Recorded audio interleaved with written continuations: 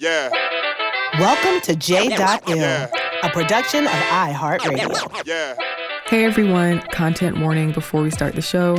This episode contains a lot of discussion about sexual violence. So if there are children around or you're sensitive to this subject matter, please take caution or skip this episode. Peace and love, y'all. Jill Scott presents J.ill with my sister friends, Aja and Laiya. And I'm Jill Scott. Yeah. Yeah. Yeah. What's up, everybody? Today we're gonna talk about some heavy shit. Yup, we're gonna talk about some heavy shit. Mm-hmm. Yeah, we are gonna talk about what, ladies? Damn, is it another way to say this? But I guess not. We're going to be talking about the mechanics around sexual assault. And the evolution, because things are changing. Better keep up with the rules. Mm-hmm. Sexual assault. Okay, so first of all, let's define it. What is it? What defines sexual assault? This is according to the National Sexual Assault Telephone Hotline. Mm-hmm. The overall definition of sexual or indecent assault is an act of physical, psychological, and emotional violation in the form of a sexual act inflicted on someone without their consent. It can involve forcing or manipulating someone to witness or participate in any sexual act. May I destroy you? I may destroy you. Why do I always mess it up? Yeah, I mean, so I May Destroy You was on HBO, and it focuses on the aftermath of what happens in the mind of a sexual assault victim.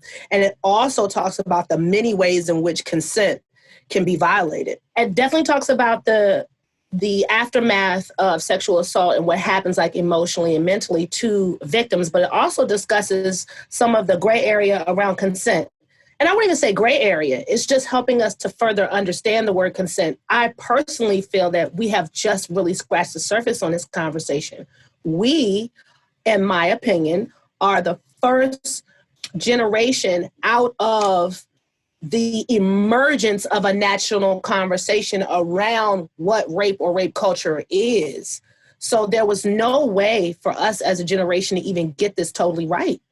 We're just too close to the cutoff to where no one talked about women at all to they just begin to talk about women. We were the date rape era. That was like our evolution of rape. Like that's when they decided that you could be on a date and yes, still be raped. That's what our generation is. Very interesting if you think about it. Well, we just started talking about that. Yeah. Here's the thing. I'm born in 78. And in 1970, between 1970 and 77, you talking about around that decade, that's when you first started getting even like domestic violence shelters. Mm-hmm. Right. Like that's how late to the game the conversation has been around women and violence in this country. And then we don't even want to talk about what it is about Black women and violence in this country, and particularly being victims of our own men. Hello. Mm-hmm. So yeah, a lot. But the consent thing, I think, is the order of the day. Mm-hmm. What is it? What does it look like? I think I was just watching a futuristic show where they actually decided that it's like it's part of getting your birth control. I forget what show I was watching where they're about to have sex and they take a pill and they say, I consent, and then the birth control comes out so they can use it. Wow. Yeah. Yeah. I think it's on a show on Hulu. Uploaded. I think it might have been uploaded. Yeah. Wow. At this point, it's like you have to make a video or a voice recording or something where you both say that this is what we want to do. And this is what we're going to do. Because remember, Jill, even after you decide this is what you're going to do it, now we have to agree that I want to do this actual act. Because right if now. you do an act on me, exactly. If you do an act on me that I didn't want to do, that is, again, a form of sexual assault. Like, yeah, I wanted to do it missionary style, but I didn't want to do it from the back. Well, I don't know if it's, I don't know. I think it's important that we don't trivialize the situation. I don't mean to. I'm sorry. Because, and I know you didn't mean to. I know you weren't coming from it from the spirit of that. Mm-mm.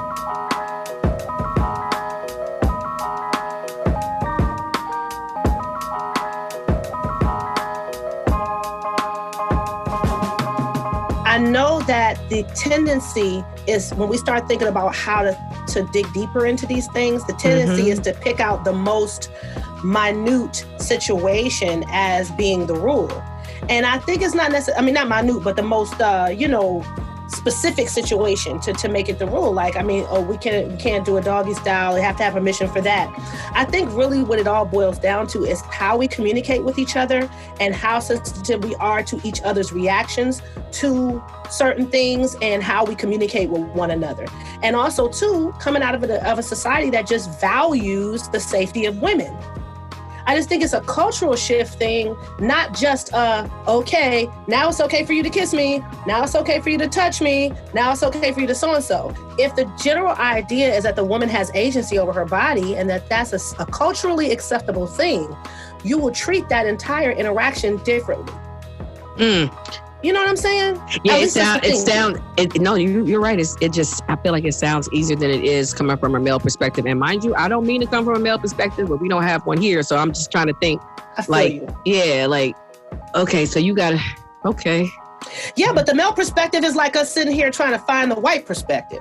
Why do we have to worry about the male perspective? I mean, at this time, we're the ones who are in the position in society that says that we don't matter. We're in the position in society that says we don't have a voice. We're in the position in society where we're over-sexualized. And so why do they have to be in a conversation all the time? Why do we have to worry or center how this affects them? They have to discuss that. What are you going to do to avoid that situation? Well, I asked y'all that because y'all are mothers of sons. That's my point. I think that we have to consider them to some degree because we have men that we love all around us. Uncles, brothers, cousins, grandfathers. There's men that we love. So, for instance, years ago, my favorite uncle in the whole world was accused of rape. He was accused of rape, and he was arrested. And he was going to prison, according, to what this woman said. And for whatever reason, probably because he didn't rape her, she decided in tears, I'm so sorry. I was just mad at him. I wanted him to be my man.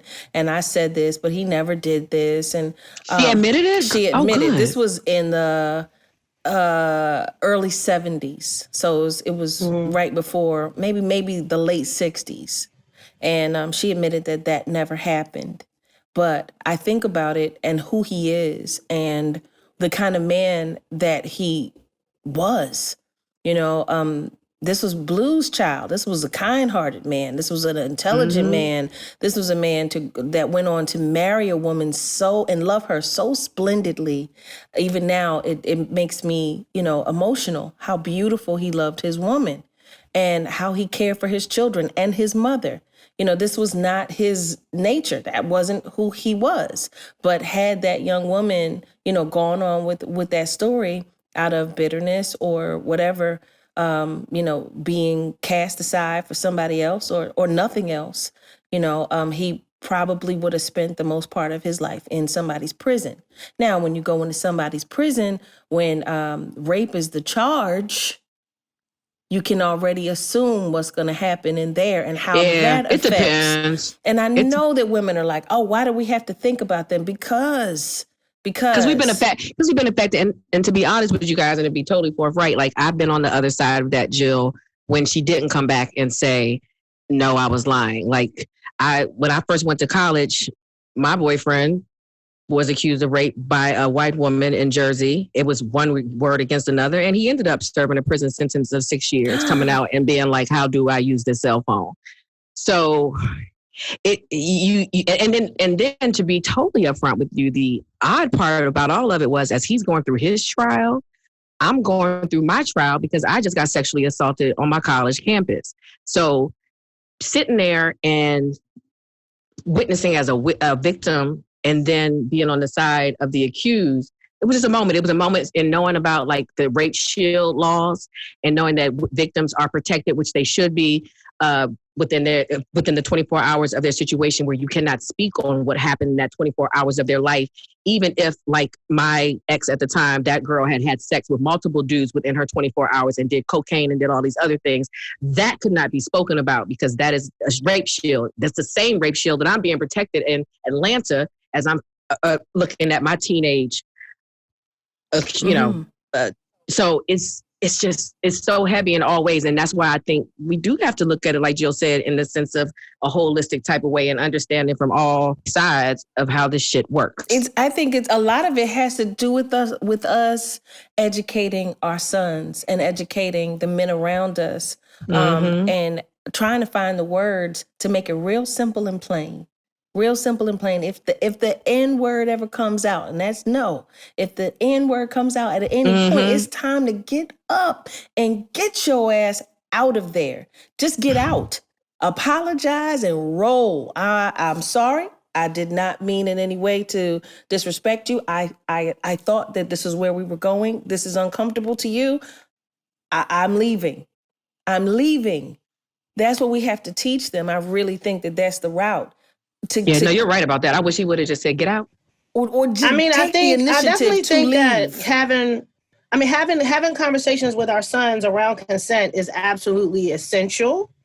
And even looking at it from a holistic point of view, I think is important as well. But for Black people and for Black men and women, it's very important that we can't really have a conversation about the male experience, particularly when it involves the justice system, without talking about racism. So these things are going to have to get addressed. It's a separate issue, but it has to be addressed. So I think a lot of times what ends up happening for us as Black women, we tend to want to address the male's needs in that situation because we want to protect him from racism. Shit, you're right.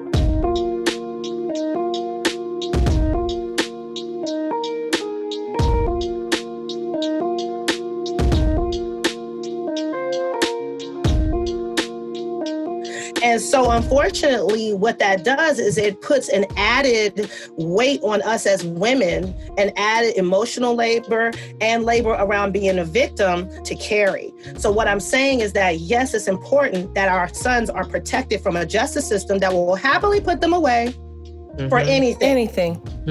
For anything. But that is also an element that is linked together, but at the same time too is separate. At some point, our men and men in general must carry society's burden or the burden of their own privilege. And so because for Black men, they have a privilege in this conversation and they have a marginalization in this conversation, it is just dually difficult for them. And they rarely are in this conversation. Just as it is difficult for us. So I just, so it's not a matter of just being like, forget men, they don't matter here.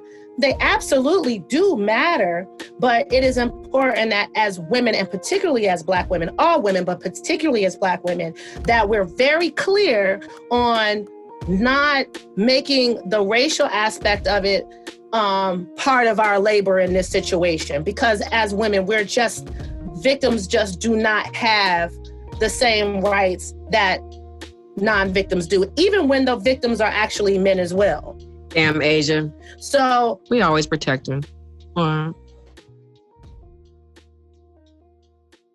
I want the brotherhood. That's what I want. I miss that.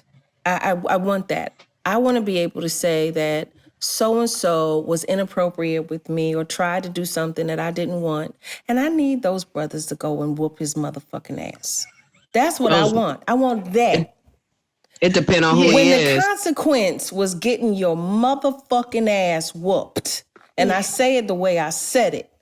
Come on now. When the consequence was that, cats kind of held themselves together a lot more.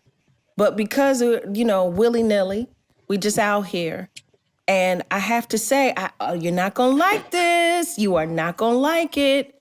Go ahead. Come on. When we put ourselves in harm's way, it's like standing on a train track.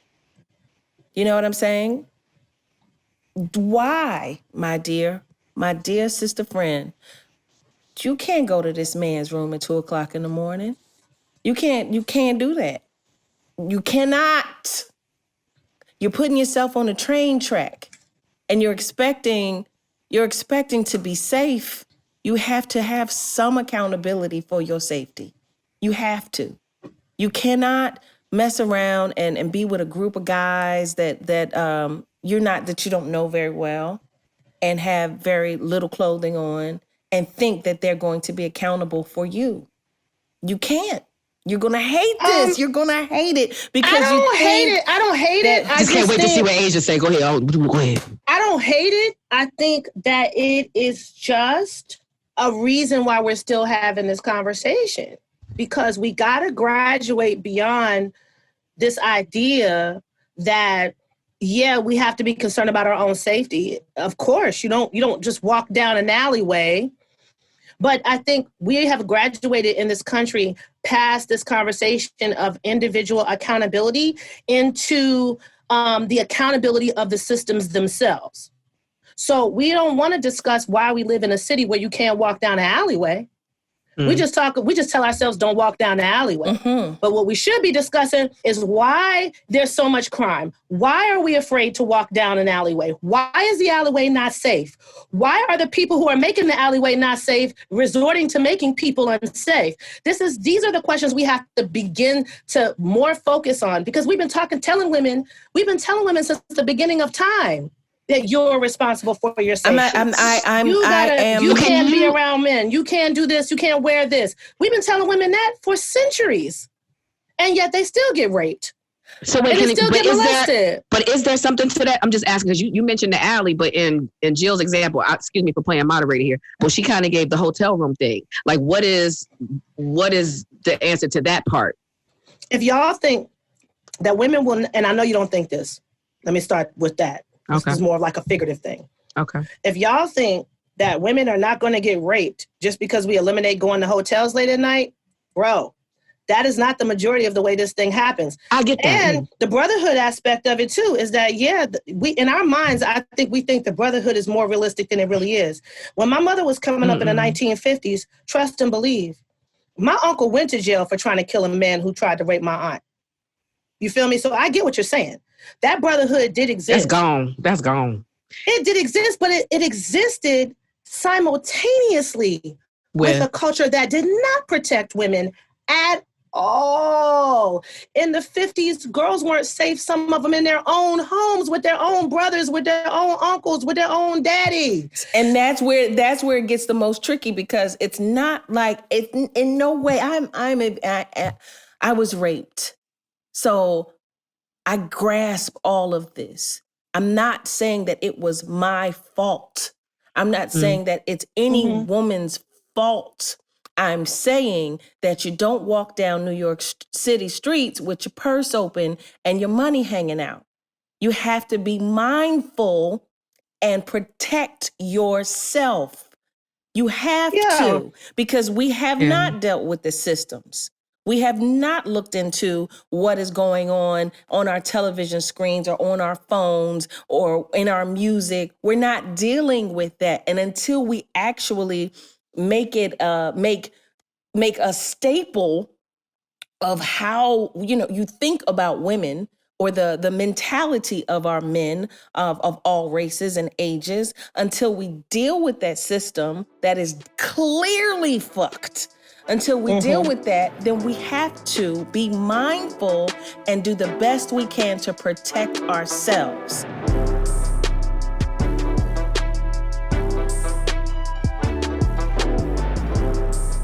I like it when women know how to fight. I like it. I like it when a woman is proficient with her weapons. I like it if somebody can hold a knife and take somebody all the way down. I like it. Yeah. And this is what I'm saying, that it's imperative that we know how to protect ourselves as much as possible and not put ourselves in harm's way. It's an addition to. I'm with you on that. Absolutely. We don't disagree. Right. I just personally feel that we are already, and have been for decades, coming at this problem from that point of view. Yeah. Yes, there are some women that are going to fall through the cracks in that conversation, just as anyone would. But I do believe that this is the work that we as women have consistently been doing, that our mothers did, that our grandmothers did. This is the work that we've always been taught. It's time for us to focus on the work that's not already being done And that's kind of where my head is on it. But I don't disagree with you on that. I love the fact that you even incorporated the idea of self-defense and understanding how to wield a weapon, how to take care of yourself, how to protect your family.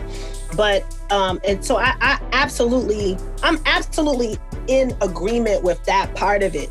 I just, want to make sure that we're talking about this. But I also want to mention this as well. There was a really interesting art exhibit that existed, I want to say like last year, where this woman hung either onto the wall or from the ceiling clothing that rape victims were wearing at the time that they were raped. And I think it's really important for us to continue to remind ourselves that we do sometimes live in this vision of what we think rape is that might actually be based on society, our own particular experiences. Because as I've also been raped, I'm a victim of date rape. I've been in that situation as well. So I'm just going to say that I think sometimes we believe and begin to believe some of these scenarios that aren't actually indicative of the norm. The norm is usually not somebody who's dressed in a quote unquote we weren't, right? We weren't. All three of us were assaulted. We weren't. I was wearing jeans and a t-shirt. Me too. Walking from the corner store. So I'm just saying, like, all of this typically doesn't happen that way. This is actually the story that men tell that we find ourselves consistently retelling. Yeah. And I'm not saying that there weren't some women who went up to a hotel room with whomever and was in this or out late with a bunch of dudes, and found herself in a situation where she wasn't safe. So I do agree with that. Safety is number one. And being mindful is super, super important because you're walking around with a gold mine. And plus, can I just add this point? You're walking around with every man's fantasy and straight guys, pleasure. You got it. Yeah. You're carrying it with you. You got a bag full of diamonds in your panties. And anybody and everybody, and because of the society is so sick. If you wonder, if you question if it is, then go on a porn site and look up Rip Her or look up, that's when a man rips the clothing off a woman. You know what I'm saying? And that's a thing. And it's millions of views. If you're questioning this, there is a thing. There's something happening and has always been happening in this society where women are pulled apart in pieces, little tiny pieces it makes me ill. And not to mention the different levels of, a Black woman being assaulted versus a woman of another color. And the reaction from authorities, you know what I mean? Versus it's a whole mind fuck of I might not get in trouble as much because she's Black. But check this. We're also not having a much wider discussion about the fact that people who are disabled are actually sexually assaulted at a much higher level. And that we're not talking about women who don't identify, are not feminine identifying. Right. Or we're not talking about trans women. And we're not talking about, these are all situations that literally do not fit into this narrative that we always end up right back at this narrative. About that's very heteronormative, that's particular to this one particular thing. And I think when we're talking about sexual assault, and particularly against women, but also remembering also too that men are sexually assaulted. My son's freshman year, there was a student at Morehouse that sat outside in a protest on a mattress saying, "This is the mattress that I was raped on," because he couldn't get any justice. What?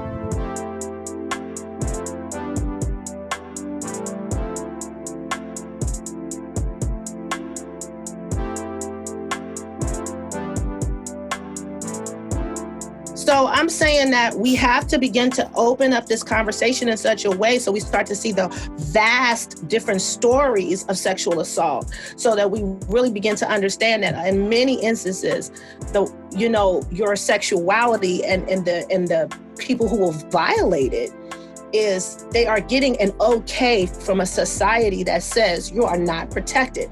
And the more of these groups you identify with, the more unprotected you are. if you are a woman, if you are a Black woman. So if you're a Black woman who is disabled, who is also non-binary, like all of these different things will make you even more susceptible to these things, like I said, from a systemic point of view. And I hate to keep going back to that, but really for me, that's where my heart is on this subject, because I just recognize that we are in a state of emergency and we're just becoming really aware to the enormity of the problem and how sewn and woven it is into our everyday practices and lives. And I, for one, am trying to change all the language that I use around it, because I feel like it starts with the way I tell the story. It starts with my language. It starts with how I discuss this with victims. You know what I mean? And even with myself, because I don't know about y'all, I got raped on a date. So it took me 10 years. Yeah. No. Yeah, I got raped by a teenager. Me too. But, on a date. I was in college though. To even admit that I had been raped. Yeah. What? That's different. And I know it's different for some type of date rape. That's struggle with that victim word. I struggle with that one. I do. Oh, survivor is probably the better word for sure. Did you guys, when y'all told y'all moms, did y'all get my mom said to me, she was like, it's really hard to find a woman who hasn't had this experience, babe. Like, this is, unfortunately, seems like a part of being a woman. I remember my mom telling me that. Peep the math. It's 3 women. 3 women talking. That's what this is. That's what this whole J.ill experience is. It's 3 women communicating, and each one of us has been sexually assaulted. Well, damn. Yeah, I guess so. Well, damn. I mean, for some reason, when I first had my kids, I don't know who gave me this, but they were like, somebody gave me this statistic. And they were like, 1 out of every 4 women is sexually assaulted. And I found this out after I had the twins, when I officially had 4 daughters. And so I had to live with the numerical reality that one of my daughters would be sexually assaulted. Damn, Aja, that's deep. That's heavy. That's heavy. Like, listen, I love Black men. My life is a testament to that. But I will be fine in life if I never have to actually verbalize that again. Because at the end of the day, my life says that. It is better that I spend my time centering it around the liberation of Black women. Because if Black women are liberated, Black men will be also. I'm not sure about that. Yeah, I feel like I gotta go home and think on it. I'm not sure. That's like homework. That. I love y'all. Yeah, and this is we are introducing that thought. We are adults, so we have the capacity to agree, to disagree, and to keep it pushing and find ways to understand each other, and that's just fantastic. I'm not sure. I watched. It depends on the liberation. Let's say, for instance, we're talking about Black women and education, and how we are super educated out here now. I mean, most sisters I know, have some kind of master's or PhD. I mean, they're pretty much... we outnumber an undergrad. Absolutely. We're killing the game while our men go to prison. Like, we are being liberated, and we are liberating ourselves in a lot of ways. But the majority of our men end up going to somebody's jailhouse. Like, so as we are liberated does not mean that it's occurring for our men. To me, formalized education to me is not necessarily a form of liberation. If that means we have to go out and make 63 cents to the dollar, then to me, how am I liberated by my education? You better say it. I mean, to me, 60 cents to the 75, the white woman 75. You better say it. So I'm just saying that I want to be clear. Black men are important. Black men matter. I love Black men. They deserve love. They deserve healing. Yes. They deserve all of those things. I am saying that I myself must begin to use my energy and my emotional labor to the liberation of Black women, because we fall much lower down on the totem pole, and that's the way liberation and equity works. You address the person who is the most vulnerable, which also means that me as a heterosexual Black woman, I have to recognize my privilege. And I have to make sure that when I'm in certain spaces to say, hey, We in here talking about Black women. Where are the trans Black women? So there's a moment for me where there's just a moment for me that came even just in the last couple of years where I started to understand or started to decide where I was going to put my mental and emotional energies, right? And that's just a personal decision, but it's not an indication of any love that's less. It's not at all. Not at all. Not at all. Yeah. I want my husband and my son to feel free. Free. We talked about freedom at one point in another show. Ultimately, I want them to have freedom. But I realized, too, that the world will liberate a male before it will liberate me. So then where does that stand? And then when I decide to say there's been no progress, they'll say, well, no, we gave this to the men. We worry about them. Like, come on, guys. We're more likely to die during childbirth. We're more likely to have, hella different, physiological problems. If there's no one to give birth to these men, how do we preserve their lives if we can't give birth to them? Fair. I think it's exhausting being a Black woman. You better tell it and know it. I take a nap every day. If I could get 2, if I could take to the nap ministry. Listen, if I could take 2, I will certainly try to get in there. Take your ass to sleep.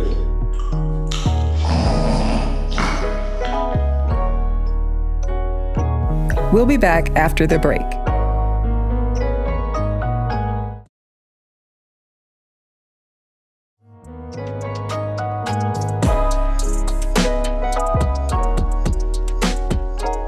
There is an illness in society when it comes to sexuality. There is a problem. Everybody's bucking. Baka, baka, baka, baka, baka, baka.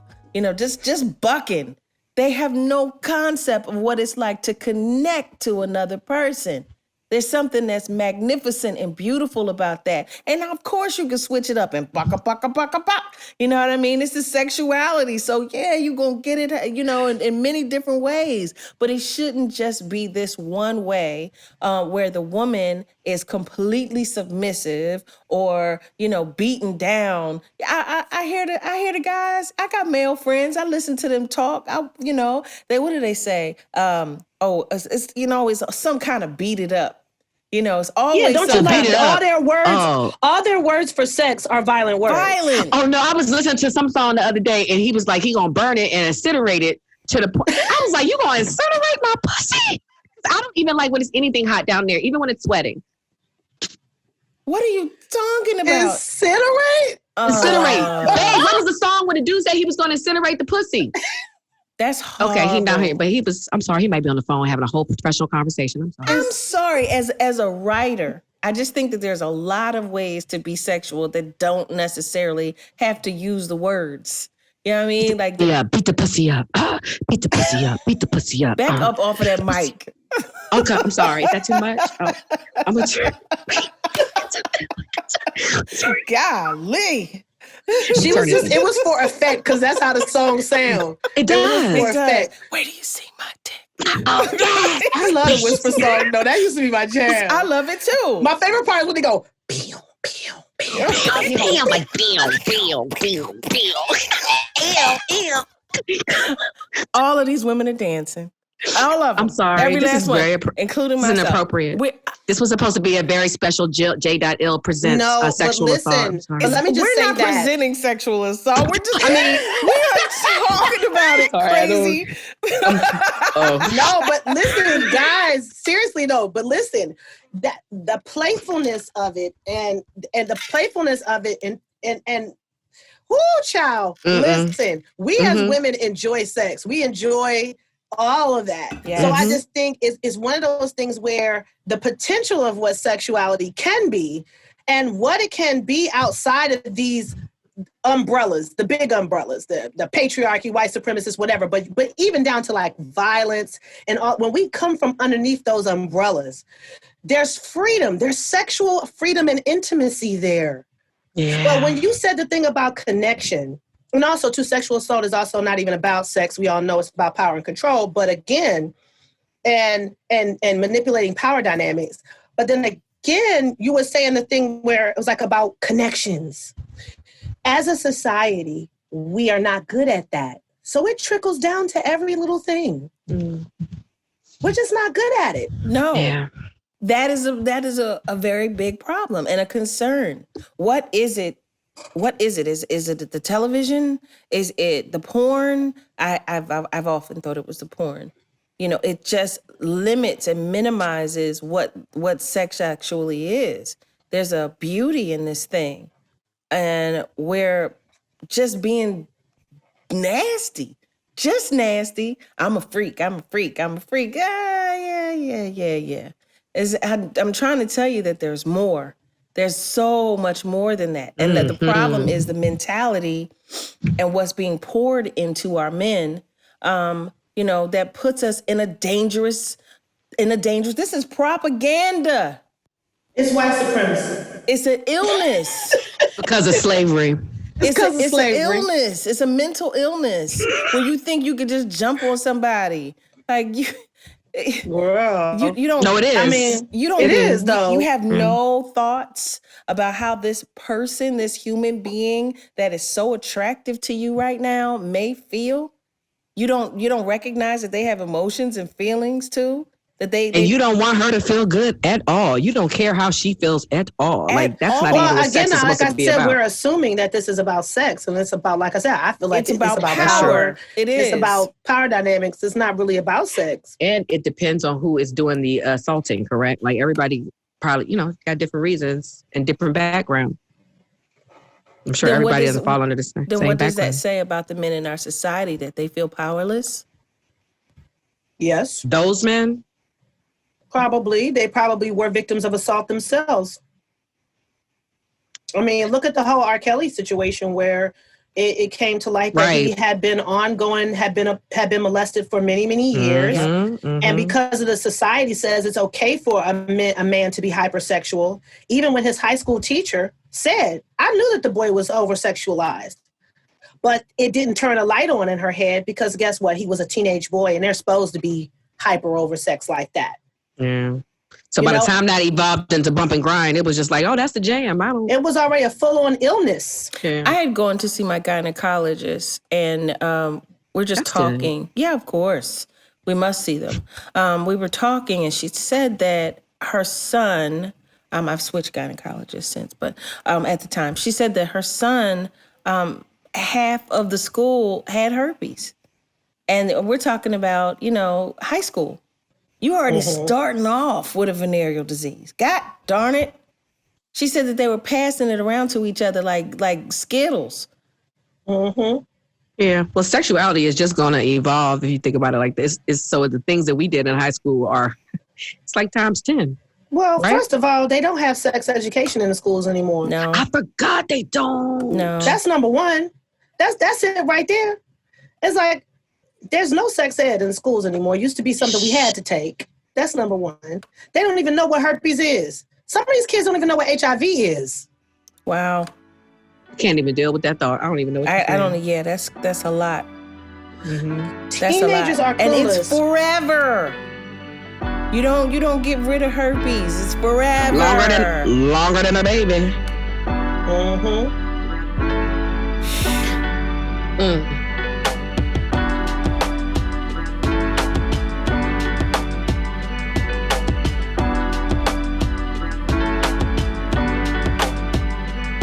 I'm not surprised. I am for one, I'm not surprised.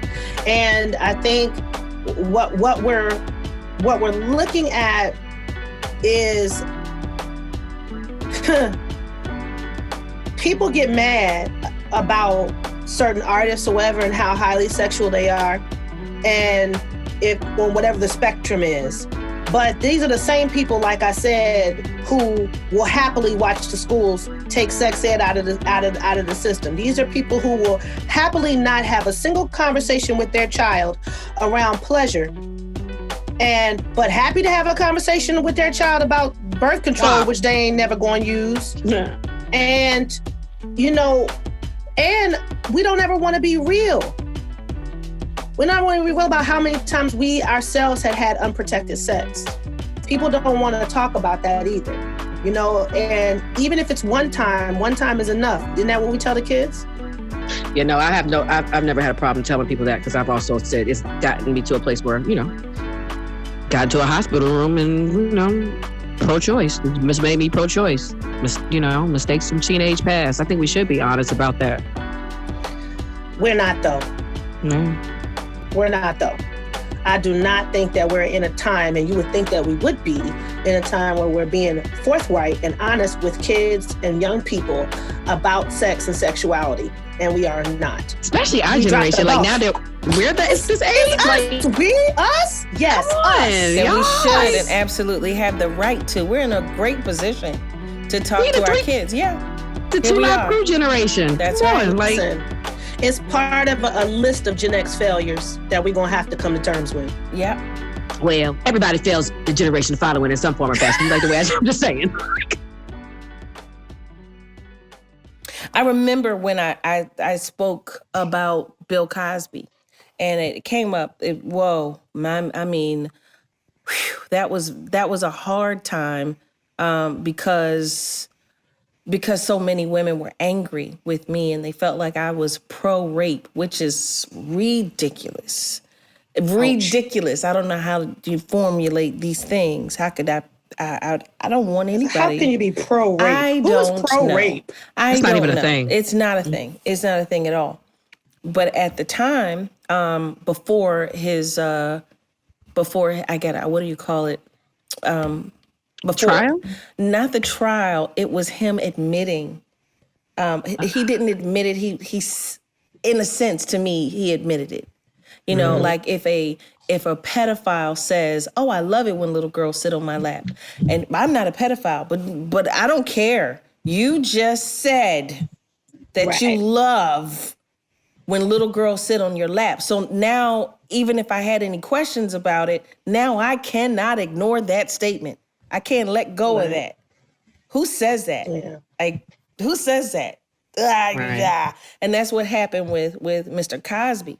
You talking about the Spanish Fly thing where he talked about that? Yes, but there was... Oh, it is stand-up. There was not the stand-up. There was a document saying that he had done it before, that he had given women Spanish flies before.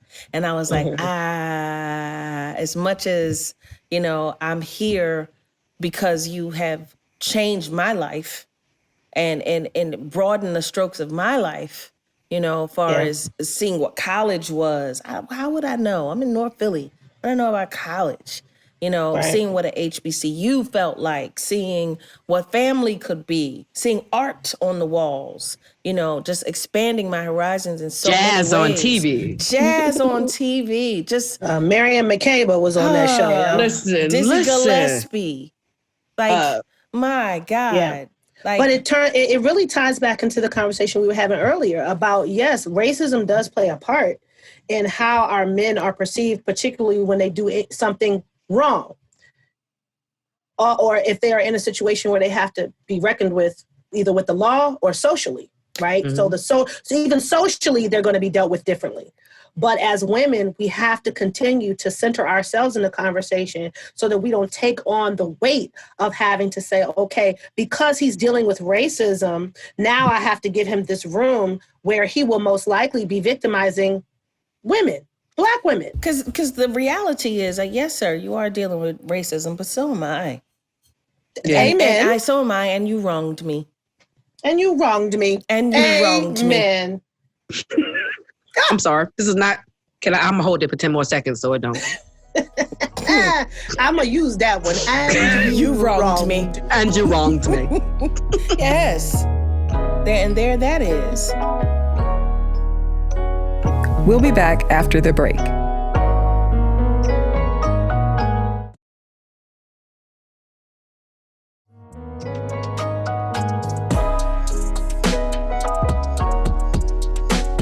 If you could have it your way, what would you like for sexual offenders? For pedophiles, I vote for damn it, it's so tough. Because yesterday I would have said death. Castration? castration and clitoral removal. I guess it's the same. I guess that's castration. Is that you how took that goes? to Somalia? All right. I'm just saying because women. I mean, there are women who do it. Yeah, but again, that deals with the sexuality part. It doesn't deal with the power and the mentality of that. So for me, what do you think is illness? What do you think? Illness, for me, this is a tough question for me because it's a tough question. This year, I just started to shift my ideas around incarceration almost completely. So, if you want to decarcerate, then you can decarcerate just, these people, but not these people. So if I had to reimagine a society in which jail is not a thing, I would say that, I'll say this. Prior to jail not being a thing, if jail is going to always be a thing, I would say I would first start prosecuting people who commit sexual assault, because for the most part, they don't get prosecuted. That's true that they do in some senses of the word, but a lot of times they don't even get reported, let alone prosecuted. Unless it's a white woman. And that goes along, right. And that goes along, but that's only if the person who does it to her is Black. Right. So you also have a situation with that and molestation. But if I try to imagine a world where there's no jail, my first thinking is that there has to be a psychological evaluation and an emotional evaluation, because usually what you're going to find is some sort of trauma. If we had a society that was based on healing trauma, across the board, and providing resource, I think there is a way in which we can help and heal people who have victimized others. There are people who may have certain issues that may be tied to mental illness that can't necessarily be fixed in that way. But if you have to separate them from society, you don't have to separate them from society in squalor. You don't have to separate them from society in ways that actually make their condition worse. There's ways to, if we didn't look at mental health facilities as prisons, if mental health facilities were set up exactly how mental health facilities should be set up, then they're not existent. They're damn near non-existent anymore. That would be to me a good solution for people who are dealing with something that is very linked to, and in most instances linked to, some sort of emotional or traumatic experience in which they have now become the violator. Which changes into a mental illness, which is, some people do say that depending on your background and the situation, that sexual assault. It cannot be, Well, especially when they talk about pedophilia, because they talk about there's ways in which that cannot be, that just cannot be fixed. So I would start there though. That would be my start. And that is the evolved Aja from this year. I've been reading a lot of Angela Davis and kind of delving deep into this whole decarceration conversation. So that's kind of the lens I'm in right now. Curious about that word you use, decarceration. Okay. Abolition, decarceration, no more prisons, no more jail. Not in the way that they look now. I think the wild animals or rabid animals, if you can't get them the medication that they need, that they have to get put down, because they are a harm to everyone around. Oh, shit. I do. I can't trust white people with that decision. And they gonna put down niggas that don't need to be put down. And that's an issue. That's an issue. So basically what we're saying overall is that the problem is the system. The system is the problem. And how we deal with things. I don't know if we deal with things like people are human. Even when you go to admit or go to someone and say that you've been sexually assaulted, how you're treated afterwards. The system, I think, okay, so it looks like that's what this is. But as I always say, how do you eat an elephant? One bite at a time. Which one? Where we gonna take the bite at? There's a lot of places. It's a fat ass elephant. It's a fat ass elephant. I would say you should really start with Angela Davis, prison's obsolete. Go ahead. No, I'm serious. I want to know where you got this de-incarceration. That's dope. Yeah. Start with Angela Davis. She has a book called Our Prison's Obsolete. Really, really, really good place to start on that conversation. I think that there has to be more conversation about what's wrong with them. You know what I mean? We've been on what's wrong with them before, and we'll be on what's wrong with them for quite some time. I think that we have to deal with what's wrong with them. You know, what would make you want to harm somebody in that way? If we know that it's not about pleasure and sexuality, that we know that this is about power, you have to question, why is it that the men in our society and others don't feel powerful, or they're looking to feel powerful? What is that that's messing with your mind, boo? Powerful over you. Yes, because it doesn't last. You know, that power is fleeting. You harm someone and then you go on about your business. But that's why I think we've been kind of touching this, but it just needs to be a conversation. I know it needs to be a conversation, men and women generally, but there are some conversations that I think that Black men and women need to have between us to create a sense of strength and foundation that's stronger than what we have. There are some conversations that are lacking about us feeling not protected and the reasons as to why they are helping us feel this way. Like I feel like it's pushed us closer and closer to this conversation.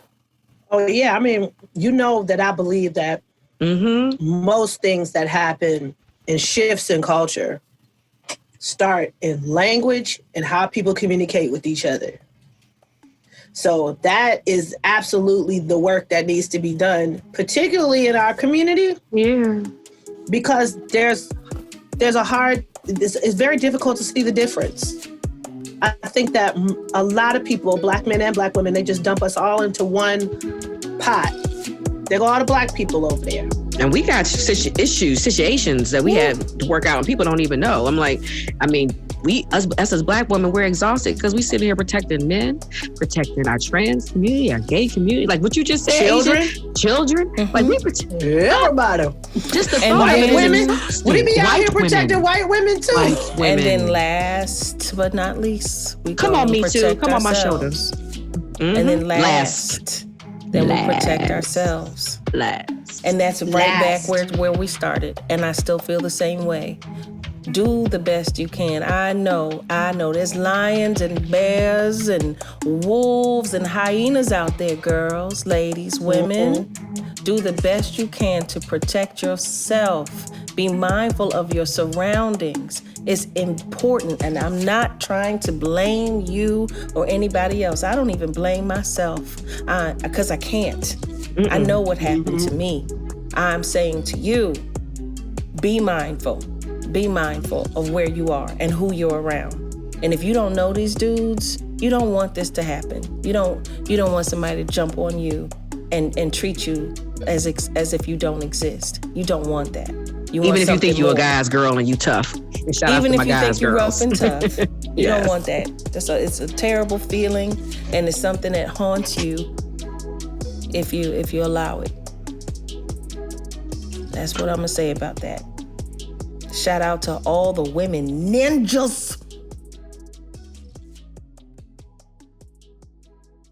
It was a moment when my mom, after my assault, and my mom said to me, you know, you should be aware that most women go through this. So if that's the case, and I took that, and I've always been open in that way, at the very least with women.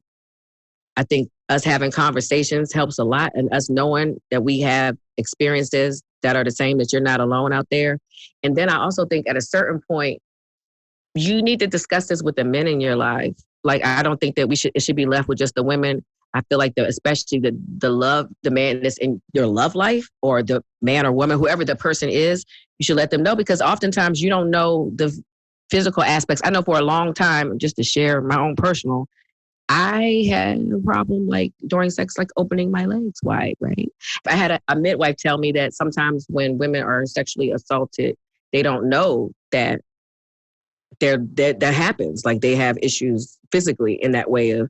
So I just think that conversations are key. Like not keeping it to yourself. Like initially is just so important because the things that can happen when you keep it to yourself you can implode. I agree with Laiya. Yeah, I do too. Because I think men are not able to understand. I think usually giving people in general the benefit of the doubt, that men operate from a place like, oh, I love my mom and my sister and my home and my girlfriend, but they don't look at those women as survivors of sexual abuse. Mm-hmm. Because typically that's not a conversation those women are going to have with them. Mm-hmm. And so it takes away, it creates a otherness when they're talking about sexual assault. Those are those women over there that happens to, not the women who I love, right? Because I'm here and I love them. Right. You know what I'm saying? So I think it's I just, wanted to kind of build on what she was saying because I totally agree with that.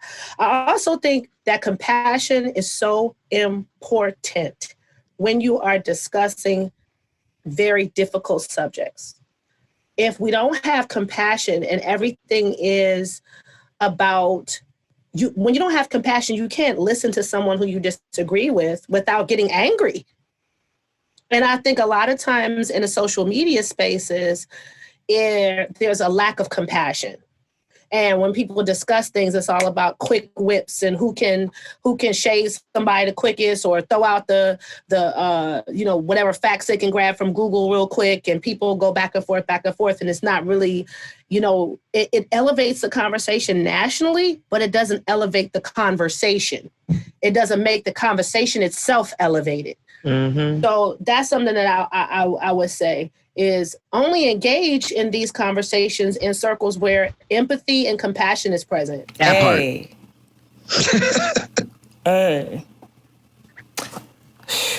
It's like I keep trying to figure out how to not be emotional.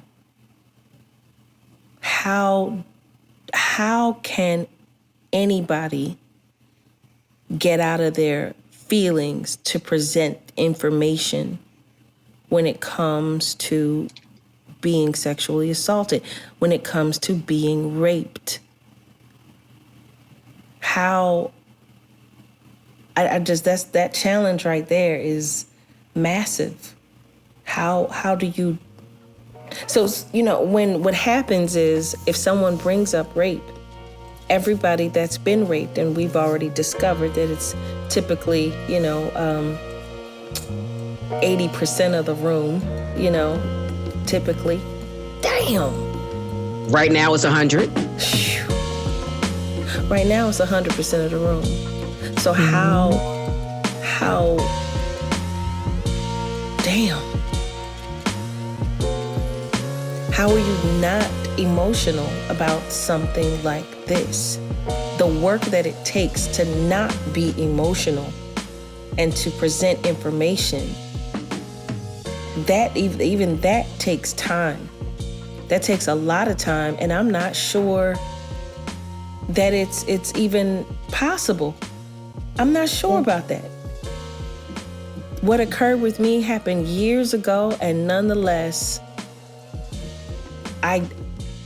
when I think about it, I do want to stab him. I do. I really do. And I don't know how, to not feel that way. With the same intensity, Jill, as like it was yesterday? Mm-hmm. Absolutely. I got to tell y'all, in my situation, I kind of did the black woman thing because, like I said, I was in college. I was 19 and it was a 15-year-old, and I kind of went for the protection. And I was worried about how he even got to the point where he would have a gun on a woman and want to do that. So when it got to the trial, it was like, can we just figure out how to get him some help? I did just the so whole many different versions. I did the whole I shouldn't have been there. I shouldn't have been there, and that lasted for 10 years. I did the same thing. Damn. I shouldn't have been there. Had I not been there, it wouldn't have happened. I mean, there are going to be women who are not either, like you said, in the emotional space, not able to have that conversation without going right back to that to the actual trauma. And there are also going to be people, women, men, young people who just don't have the energy and the bandwidth to be out speaking out about it. You hold tight and heal, because those of us who can, should, and we will, because we have to look out. I just want a band of brothers. I want a band of brothers that, are in every city, and you just call them and say, hey, listen, this is what occurred. I need you to whoop this motherfucker's ass until tomorrow. Yes, I need you to that. Put him in the hospital. I need him to go down. I need stuff broken. That's what I want. Okay. I'm just saying that in reality, that is what I would want. I would want that. You don't, causing pain, emotional, spiritual pain to somebody like that. Like, God darn it, you just deserve it. You deserve to get that ass all the way whooped. I just want it to be easier for people to tell their story, because if you can deal with a situation when you have details. Sexual assault is so fucking murky because nobody actually talks about it. You don't even realize sometimes that somebody did the shit to 10 other women. You know what I'm saying? Or sometimes you don't know that anything has happened until you wake up with your thigh wet. That part. I may destroy you. That's what happened. Yep. It ain't easy being a woman or a man or a human being. And I definitely did the thing, and I still do. And I won't make the same mistake again, which is why I'm so adamant about this. Be mindful of where you are and who you are around. Be mindful. Because had I had the foresight, had I been mindful of my surroundings, had I been mindful of, and I'm not trying to blame myself. I'm trying to be accountable. Me too. I should have walked to the store with somebody. It's a difference. You're right. I'm not trying to blame victims. I'm not trying to make people victims. That is not my effort, nor anywhere in my intention. I'm saying that it is imperative for you to use your mind, sis. You got a gold mine in your panties. You got diamonds in there, and there are wolves and cheetahs that's out there trying to get it.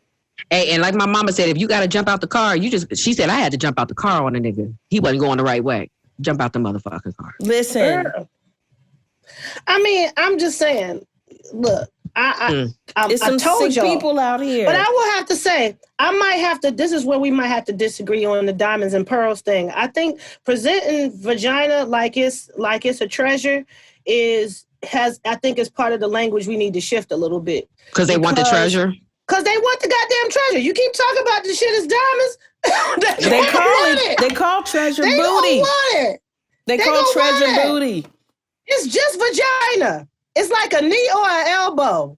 It's a part of the body. My vagina is special. I don't know about your vagina. My vagina is special. My vagina. I don't know, sis.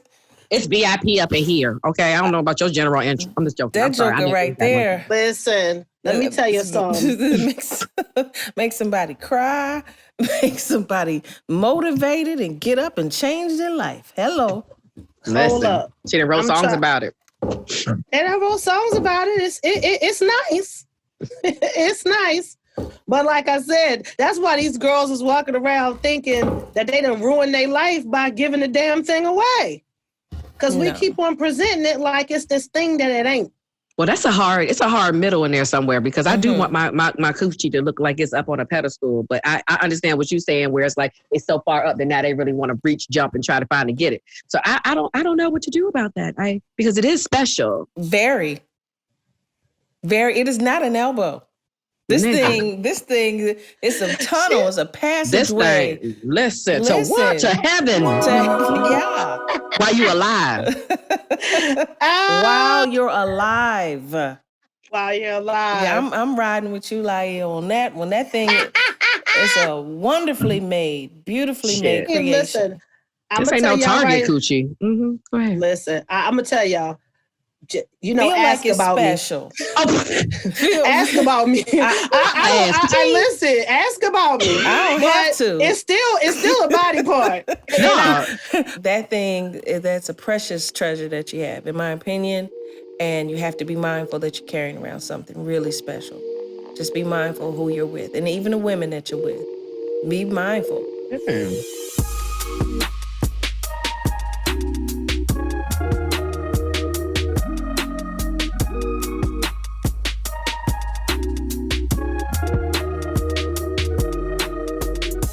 And I'm not, again, I have to just try to be really, really clear. I'm not blaming you, and I'm not blaming me. What I am saying is there is accountability to all things. To all things. You didn't do your homework. You didn't do your homework. You didn't mow the grass or mow the lawn or get it mowed, then the lawn is crazy and the HOA come on you. You know what I mean? There's the HOA. HOA come on you. There is accountability to all things. And I think it's very important for us to be mindful and stop walking around nilly-willy with these treasures we got here. Because somebody gonna jump on you and try to get it. And if we could deal with the systematic illness, the mental illness of people who have, I don't know what that is, where they're trying to get some kind of power or feel powerful for a few minutes, we can deal with those people and put them in situations where they can get help or they can go the fuck away. I don't care. I don't care if that's an island. I don't care what you do. What you do deserves some kind of major punishment. Whether you're harming children or women or men, if you're harming anybody, you need to go somewhere. And everybody needs to know that that's your ass. Public flogging, castration, I'm into it. Jill, can you just tell them where they need to go one more time? Where they need to go? Where I say? The fuck away. The fuck away. Go the fuck away, wherever that is. That was me sending them away. Yeah. Go on somewhere with your sick self. That's what I need. That's what I want. God darn it.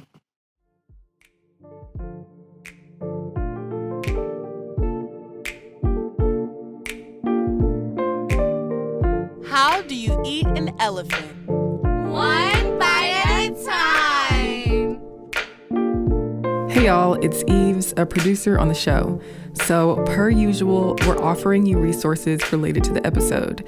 Sexual assault affects so many people, and we want you to get the help you need or are seeking.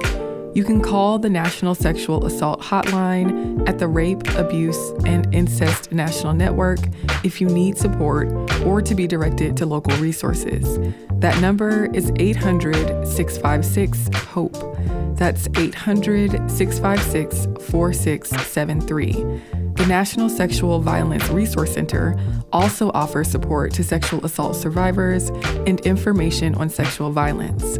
Their number is 877-739-3895. Aside from those resources, J.ill, Laiya, and Aja did talk about prison abolition and the impact sexual violence has on Black women specifically. For that, you can check out the book Aja mentioned, Are Prisons Obsolete? By Angela Davis, and you can read Sojourner Truth's speech, Ain't I a Woman? I'll drop links in the episode description. So, this was J.ill. We are here to spark conversation. And if you are inclined to implement something powerful for change, powerful for building our community, please do so. Believe in us, believe in you. Thank you for listening to Jill Scott Presents J.ill the Podcast. This podcast is hosted by Jill Scott, Laiya St.Clair, and Aja Graydon-Dantzler. Its executive producers are Jill Scott, Sean G., and Brian Calhoun. It's produced by Laiya St.Clair and me, Eves Jeffcoat. The editing and sound design for this episode were done by Taylor Chacoin. Yeah, shout out to Angela Nizzle's brother. I know in Philly, he has a whole class where he teaches women how to use their pistol. I'm definitely one who is for it's our right. Our. J.ill is a production of iHeartRadio. For more podcasts from iHeartRadio, visit the iHeartRadio app, Apple Podcasts, or wherever you listen to your favorite shows.